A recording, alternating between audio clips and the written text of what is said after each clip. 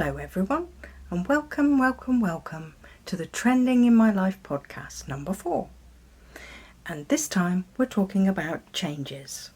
Life is full of changes that you have to adjust to, and that can be really tough to go through, from anger and feeling like it just isn't fair that this is happening to you, and why me, why now, to misery, crying because the emotion of it all is so raw you don't want to get out of bed, let alone continue your daily life, to self-destruction, not eating, binge eating, or drinking so much you don't remember why you're sad in the first place. It's a process, and I'm not going to tell you to pull yourself together and just forget about it and move on. Your feelings are valid, and you need to express all of them. At some point though, the tears will dry up, the anger will feel too exhausting to keep going, and you'll be left with a gap, a silence to fill, something. So I'm going to gently suggest, because I'm not telling you what to do, just suggesting options to consider. You start being kind to yourself first. This whole emotional roller coaster has wrung you out, and you need to slowly remember who you are, just you, and rebuild yourself up to confidence and eventually happiness. How do you do that? Well, you'll find your own way, but you might start with a cold compress over those red eyes, so when you look in the mirror, they look bright and ready to take on the day. Routines are your friend. If you don't have them, create them. Things that you can do on autopilot to get you through the day. Start with making your breakfast drink and sitting or standing looking out of a window at the world. Notice things out of the window. Birds in the garden. Curtains across the street. Windows open. People walking by. You don't have to think about it, you're just watching. It's just a nothing, but something to do while you're drinking your morning drink. I remember I used to love my morning coffee, but I don't drink coffee anymore. I had to change. I had a day when I had a blind spot in my vision. It was really scary because I was looking at something, but I couldn't see the words, although I knew they were there because they had been there a few minutes earlier. Anyway, I went to have it checked out, and I was told that it could be one of 3 things: lack of sleep, stress, or caffeine. Now, I can't do a lot about stress. I mean, work is work, and some days are stressful, some days aren't. Same with commuting. Lack of sleep I can't really control because I go to bed at a regular time each evening, but as I've said previously in videos, sometimes I get insomnia just out of the blue and have to go to work with less sleep, so it's just life. But the one I could control was caffeine. And I hadn't really thought about it before because I'd always have a small cup of coffee before I left home. And then an hour and a half later, when I finally get to the other end where I'm working, I'd go into a small shop and I'd buy a double espresso. It's like in a can and it's cold. And I'd drink that going down the road, walking down 20 minutes to work. And then when I was set up at my desk, I would make another coffee, and it wasn't until I thought about it that I thought that was 4 cups of coffee within 2 hours, and I wouldn't have any for the rest of the day, but it was after that point that I had that blind spot in my vision. So I thought, right, I have to just cut it out. And the motivation for that was the fact that the blind spot had been scary. So I then just said the next day, right, now I know what it is, I'm not going to drink coffee. So I didn't. But like all changes, and however minor that one was, it's difficult to adjust. I got off the next morning and I tried drinking a cup of tea, and whilst I drink tea now okay, at the time it was like brown water. Not impressed. So I tried things like hot water with lemon, And I will drink that occasionally, but I don't want it first thing in the morning when I've just got up. I tried fruit teas, and again, I like fruit teas, but not first thing in the morning. So I was really missing that coffee. And every time I went into a shop and saw these cans and cartons of cold coffee, which is what I used to like to buy, it was very hard to walk past them. It was very tempting to buy one, but I did resist, and I kept going. But it must have taken me 5 or 6 weeks before I got over it. And eventually what got me to find another breakfast drink was I just got up and had hot water. Just hot water. And it was really boring and I didn't like it. But after I'd done that for over a week, then I found I could try those other options again and I didn't mind them so much. After hot water, anything is pretty good. So when I tried having tea again, then it was like, yeah, okay. Because it's not like I sit and sip a tea and enjoy looking out the window very much, because I have to get ready and go to work. But now I'll make tea for breakfast every morning and at weekends and not even think about it, and I quite enjoy it. So it's one of those changes that I've adjusted to. And I'm not belittling the huge changes in your life, because obviously there are much bigger ones that you have to go through. Moving house is a big change for anyone, or it could be an apartment, or it could just be moving in with a relative or having a relative move in with you. All of these are changes and are very stressful. There's a period of adjustment, and especially if you've relocated to a new place, you have to adjust in a new environment to things being different. Last time I moved, it took me about 3 weeks to figure out all the different recycling bins and what went in where and what days they picked up. And strange as that seems, all the way around the world, people have that problem when they move, figuring routines out like that. I've moved a lot earlier on in my life. I used to move every 2 years, and it was always due to circumstances, not particularly that I said, oh, we've been here 2 years, I need to move somewhere else. It just happened. And the two places that I used to always go to were the bus station and the library.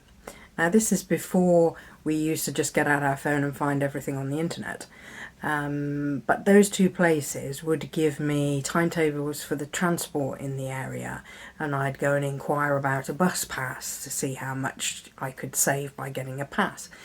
And in the library they'd always have a notice board telling you about all the local activities. You could get a library card for free, which meant you could get books and CDs and videos for free. So it was a hub for finding out things, and I would quickly get into a routine of doing certain things on certain days, and that would fill up the week, and you'd think, oh yes, I'm going to do that on Wednesday, or I'm going to do that on Friday, and that routine is your friend when you're going through changes.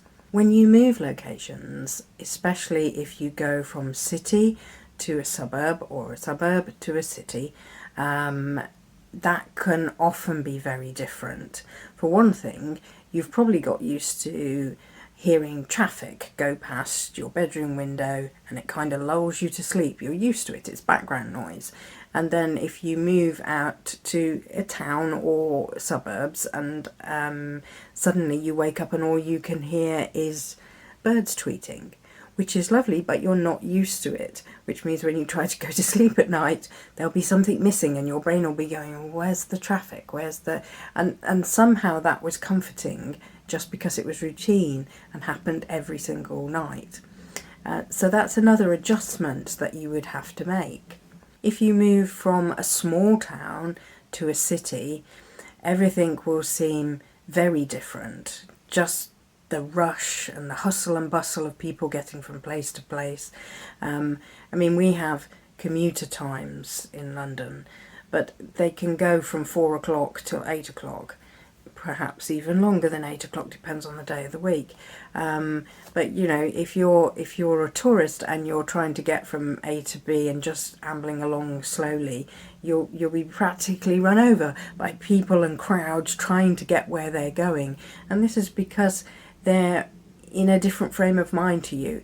You're looking to enjoy every moment and see things, and all they want to do is get past you and to get where they're going, get on that train, get a seat and get home, because they've had a long working day. And that's the different mindset. And if you got on the same train at, say, 10 o'clock in the morning and got off somewhere and were walking around and then got back on at like 2 o'clock or something, it would be different. It wouldn't be so crowded, and you'd probably get a seat instead of standing squished up against other people. I'm very aware that in London we always have something to talk about, but it's usually the weather or the transport. Before I moved to London, and when I lived in a smaller town, talking about the buses or the trains wouldn't be something people did, because they lived in the town, they walked to work, or they drove very close by to where they were going, and their journeys wouldn't be very long. Most people wouldn't travel by train to work. It's a part of life in London. So those changes would be very different for someone to adjust to. I've moved from one country to another, and again, that's a big adjustment. I found that people couldn't understand my accent very well, but they didn't realise that I was British. And it was also words I would use that they wouldn't understand, because the certain letters are pronounced different. And it's just adjusting to a different way of thinking when you're in another country, which takes time. It's a long adjustment, and there's plenty of people that move countries for jobs. They often say over here in London that you could pay the same price for your commute if you got on a plane and flew over to France or Spain to work, because it's so expensive to travel over the year. I mean, it's thousands of pounds that we pay out for transport just to get to work.